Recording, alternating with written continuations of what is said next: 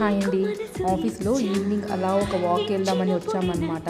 ఇలా వాక్ చేస్తూ ఉంటే అసలు ఎన్ని మామిడి చెట్లు కనిపించాయంటే ఈరోజే అండి నేను ఫస్ట్ టైం మామిడి చెట్లను అయితే చూడడము. చూడండి, అంటే మా ఆఫీస్లో మామిడి చెట్లు చూడడం ఇదే ఫస్ట్ అనమాట. మళ్ళీ మీరు ఇంతవరకు నువ్వు మామిడి చెట్లని చూడలేదా అనుకోకండి.